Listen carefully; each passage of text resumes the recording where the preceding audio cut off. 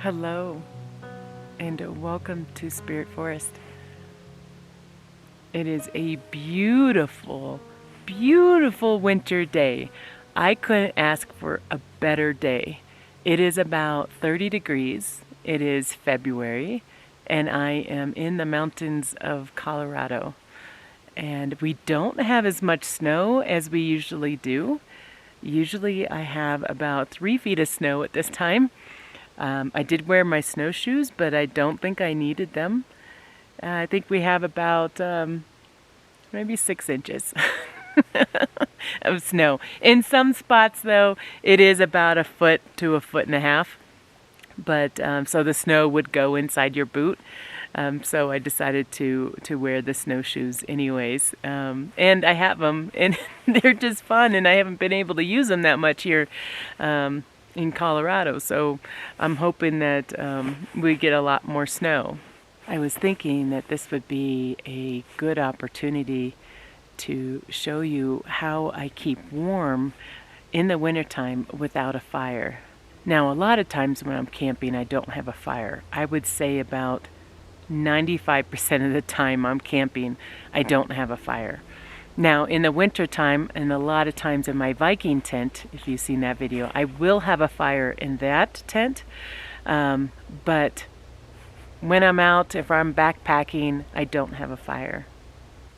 A lot of you have asked how I'm doing, and if those fires that happened in the city affected me. And just want to let you know that I'm okay, and I really appreciate those of you that have asked and reached out to me. But everyone that I know still has their home, and I really feel for those that lost their home.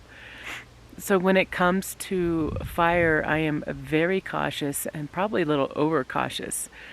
And you have to have a permit, even in the location that I'm at. I have to have a permit in order to have a fire. I currently don't have a permit for my location right now, and I don't plan on having a fire right now. So, you know, that's what this video is going to be about. You could still go out and you can still camp and have fun without a fire. You just have to, you got to plan for it. You know, a lot of times I think that it's like a mental thing for me. And I'm mentally planning to be in the cold. And I did that a little bit today. But being that it's 30 degrees, I am very happy with that. I can deal with 30 degrees. I can't emphasize anymore how important the right kind of gear is in the wintertime. I will spend a lot of money on my gear for the winter months. Summer months, usually I can get through it with cheaper gear, but the winter months do not stretch that. Like, buy good quality gear, because that is really important for when you're backpacking. So I have a sleeping pad that you guys have seen. It is, I would consider, in my world, a winter grade sleeping pad. It is about 4 inches thick. So I am able to get myself off the ground a little bit. The closer you are to the ground, I feel the colder that you get. So there are times in the winter, if it is really cold, I will cut some tree branches and such and put it underneath my tent too, to give me just a little bit more insulation from the ground. I've only had to do that a couple times, but I feel my sleeping pad does really well. Now, I've had other sleeping pads that only blow up for about an inch, and what I find is that I end up turning all night. And so the spot of my body that is closest to the ground is the coldest spot. And so I turn all night, and it's really a sleepless night. I do not recommend it. So make sure that you get a sleeping pad that is really thick. I debate on this of what is my most important gear in the winter. Is it my knife or is it my sleeping bag? Which I call my precious. I go back and forth. I really do. And I think it just depends on the day. If I were to have a piece of gear that I need for winter and it's only one piece of gear, today I'm leaning towards my sleeping bag. Because I'm telling you, in the middle of the night, if you can crawl into a 0-degree bag, it is so much better than just freezing all night. As for a sleeping bag, what I would recommend is definitely a down sleeping bag here in Colorado. Doesn't get as wet as other places. So some places where it's raining a lot and stuff like that, I would recommend getting more of a synthetic sleeping bag. But here in Colorado, where it's mostly dry, would totally recommend a down sleeping bag. I have used both here in the wintertime. I've used a 0-degree bag that is synthetic, and I've also used a 0-degree bag that is down. And I'm telling you, hands down, that down sleeping bag won. Hands down. Like, I barely got sleep in that synthetic sleeping bag. So when it comes to a sleeping bag, I would definitely recommend a down sleeping bag. There is a huge difference. And I am one of those people that I am always cold.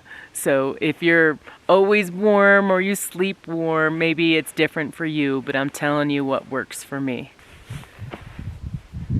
Did you notice that I didn't have a footprint for my tent? Do you know what a footprint is? A footprint is the material that goes underneath your tent before you put your tent on top of it. I didn't have one for this tent. In the summer months, it doesn't really, to me, I'm like, sometimes I have it, sometimes I don't. Winter, usually I have it. Because I'm sleeping on top of snow, so, but I'm always about challenging myself, out here and kind of seeing how my gear works. Because again, this is not a winter tent. Did I tell you that? This is not a winter tent. This is like a spring tent. In fact, like this froze, and so as I was trying to undo it, I thought it was gonna like crack or something. But yeah, a winter tent's on my list of tents I would like to purchase. But I already have 10 tents. I think it's 10 or 11. That's a lot of tents, so I don't winter camp as much to really verify or justify, that is, getting one yet. Maybe sometime soon I'll get a winter tent. But for now, I just go out when I know it's not going to be snowing. And if it is snowing and I want that kind of a challenge, I'll bring a bunch of tarps and I put the tarps over the tent. So a lot of times with a winter tent, which I don't remember last time I stayed in an actual winter tent, but the fabric's a little bit thicker. I think it's a little bit stronger too. The poles could be even stronger because it's got to hold the weight of the snow. If you're sleeping and all of a sudden it snows 6 inches on top of your tent, these tents won't do so well with that. Now, I have been in the Canyonlands of Utah. It was in November, and in that case I was actually only sleeping underneath a tarp. But we woke up with the tarp right on our faces. So that snow can get pretty heavy, you know, and eventually I'll get a winter tent and we'll go on some more winter backpacking trips together. But for now, we're just going to use the tents that I have. I did want to mention something as well regarding your sleeping bag. Again, currently right now, today, that is my number one piece of gear, is my sleeping bag. You need to care for that sleeping bag like it is your precious as well. When you bring your sleeping bag home, do not keep it in that little bag that they gave you. No, don't do that, especially if it's down. If it's synthetic, I don't know if it really matters or not if you have it out or not. But if it's down, you really want it like laying flat, or I have really big bags that I put them in, and so then the feathers still stay fluffed. So you really want your sleeping bag to be nice and puffy when you take it out. So you see how puffy mine is? It's really, well, I guess there's some little cells in here that I can puff up a little bit more, you know. But you really want it to be nice and puffy instead of having it be flat. If you take your sleeping bag out of its little bag and it's a flat sleeping bag, you're not going to stay warm at night. If you have a body like mine that is always cold. You want to make sure that sleeping bag is as poofy as it can possibly be. So you are only keeping it in this little sleeping bag pouch when you're traveling.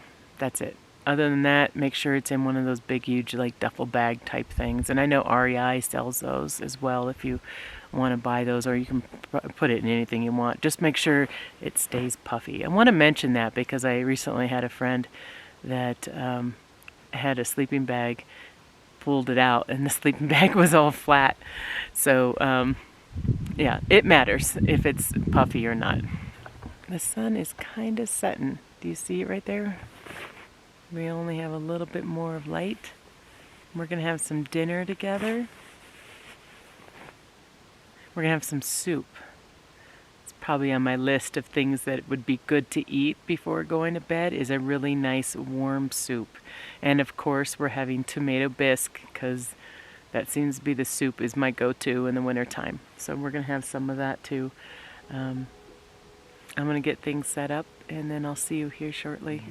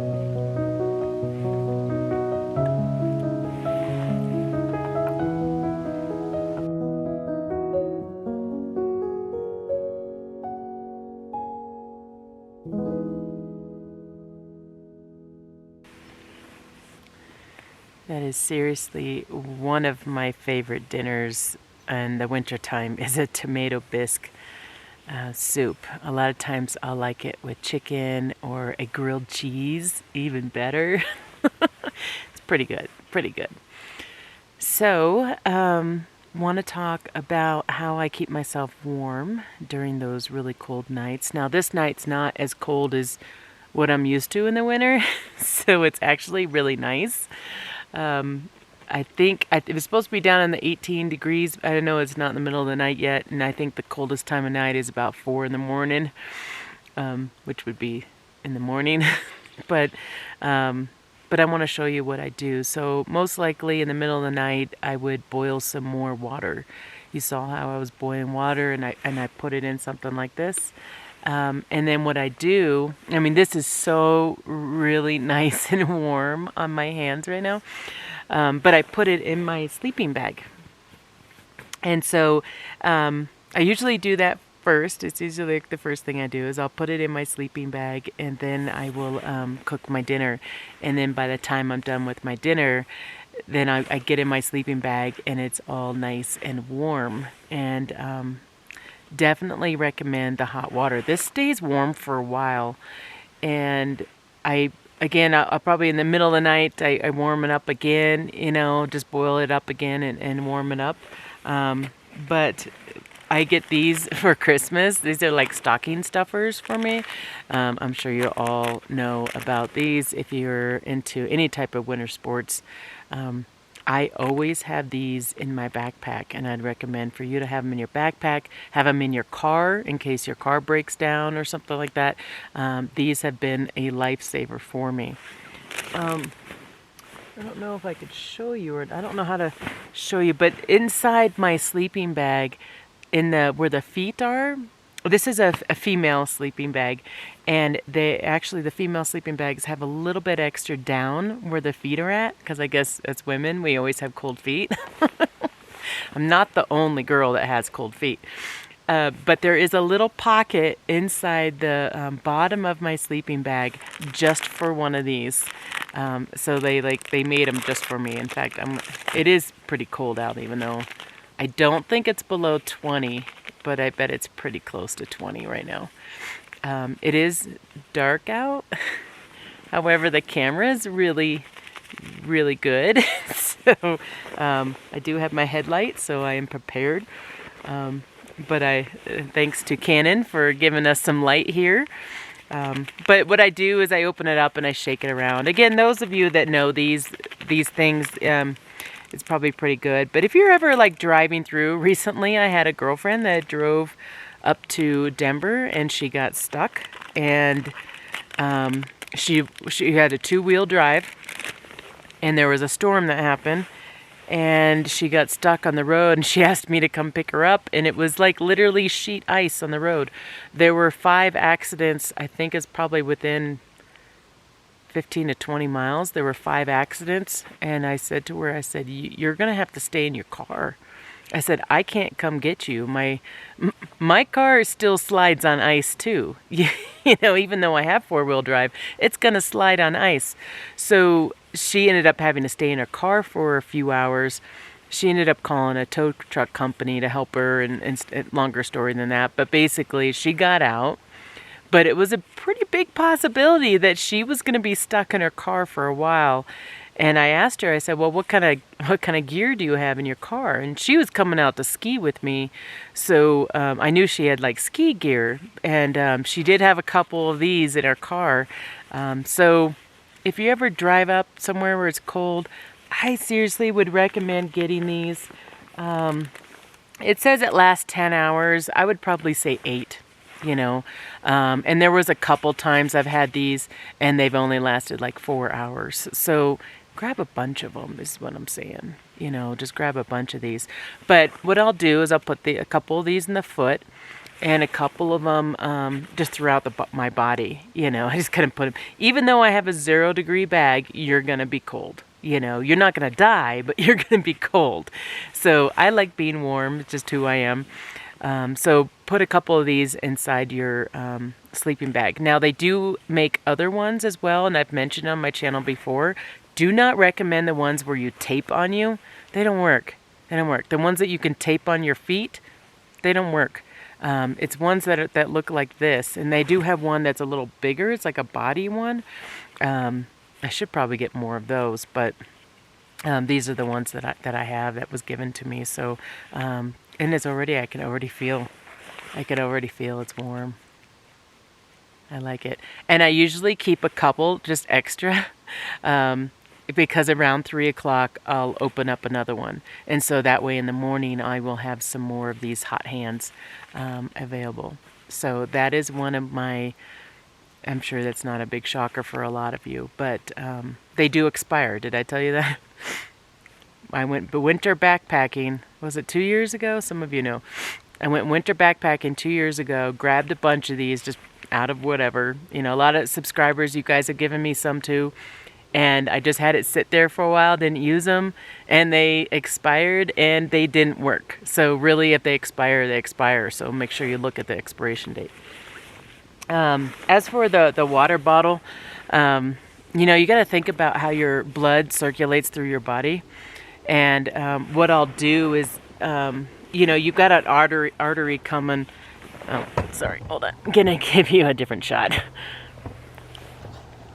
Okay, I know, not the most pleasing shot, but this works, and I'm trying to show you everything that works. You have an artery coming through here. So a lot of times when I'm sleeping, I'll stick my water bottle right here. And that will heat up the blood supply going down to your feet. A lot of people don't think about that. I also put it on my lower back as well. But when you're sleeping, I just kind of cuddle this right between my legs, just like that. So maybe you're going to ask me, has my water ever leaked in my sleeping bag? Yes, some of you know that. It did, and it leaked all the way down to like here. And that was all in my sleeping bag. And that night was cold. Do you guys remember how cold that was? Man, that was a cold night. I'm thinking that was 4 degrees. Was it 4? 14 or 4? Something like that. Yeah, it was cold. I think it was down in the single digits, that camping experience. And yeah, I got my sleeping bag wet. And if you remember, I was talking about down and how you don't want down to be wet, because once down is wet, it doesn't do you any good, because it's all about the fluff. And if you get feathers wet, they're just going to clump together. So yeah, I was, and that was the same experience where the hot hands didn't work either. I am all about testing myself out here in the wilderness, out in the outdoors. So that time that, a lot of times gear doesn't work. A lot of times things just don't work and you got to improvise. And that's what I did. I just improvised. I just made sure I boiled it again, made sure I shut it up really good, and put it back in my sleeping bag. And yeah, I think it was a chilly night. It was 2 years ago, but I think that was a chilly night. But oh, my camera's going. You see because the light's going? Even though you can't see in the camera, I can tell that my camera's getting a little blurry. It is kind of hard to film here when it's dark out. So I'm trying to get as much in as I can for you guys. If there's something that you want me to film for you, I'm taking suggestions from you, what some things that you might want to know, just let me know, and I'll be sure to do a video for you. So I rarely bring. I actually brought vegetables, but because I knew it wasn't gonna be in the teens. Was I thought it wasn't gonna be. But I brought strawberries, and I was like all nervous that they were gonna freeze, but they seem to be doing okay. That's my dessert for later. Another thing that I bring when I'm camping too, because I don't know what time it is. Let me just double check to see what time it is. Oh, it's 5 o'clock. That's not too bad for February. That's not too bad. I still got a lot of light. It does. That's not bad. But it's like, okay, it's 5 o'clock. I'm sitting in my tent. What else am I gonna do, right? I get really bored in the wintertime, so that's why I only do a little bit of winter camping, because by the time, the sun's gonna be probably totally gone within an hour or so, especially here where I'm at. So you got to entertain yourself, and you can only watch so many movies. So I do have a backpacker magazine. This is given to me by a subscriber. I might have showed it to you guys before, but it was sitting in my one of my bins and stuff, and so I grabbed it and was like, maybe I'm sure there's some articles in here I haven't read. But prepare yourself when you're winter camping to entertain yourself when it's when there's no more light at like 7 o'clock. Yeah,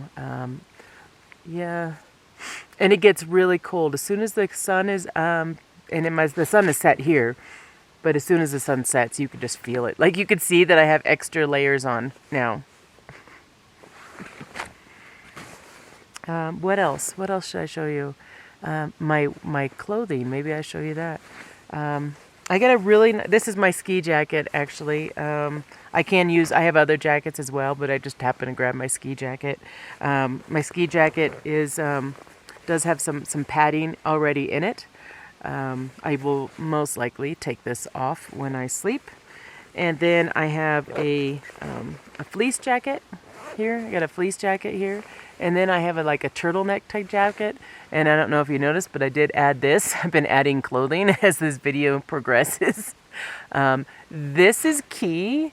A neck warmer is key for being out here, because if you take that off, I'm telling you, it feels like 10 degrees colder. So always have a neck warmer on you. And when I'm sleeping, just to keep my face warm, because sometimes even your breath, because you breathe in on the really cold nights, that can hurt your lungs. So you put it up like that, which now we all know what this is like, because we're going to the grocery store like this now. But yeah, you definitely want some sort of a neck warmer, and it really does make a difference. And then also a beanie hat. I do have my really cool, was it sheepskin? Is that what it was? I think it's sheepskin hat. I showed it to you guys last year. I would have that hat with me if it was 4 degrees. That hat is wicked warm. You can see it in some of my winter videos last year. Actually, I think it was in the first video of season 5 of my videos. If I could wrap myself in that, I'd be good.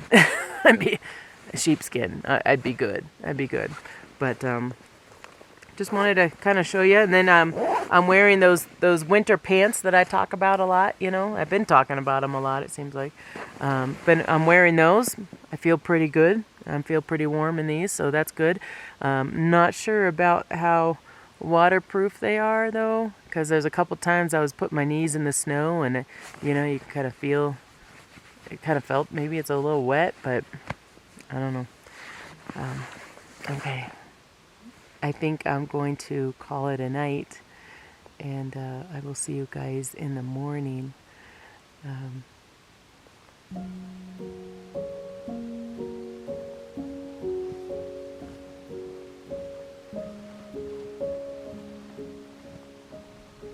It is always best, right before you get into that sleeping bag, is to make sure that your body is warm. And I cannot emphasize this enough. If you get in your sleeping bag and you're all cold, I think you're going to be cold the whole night. At least that's my experience.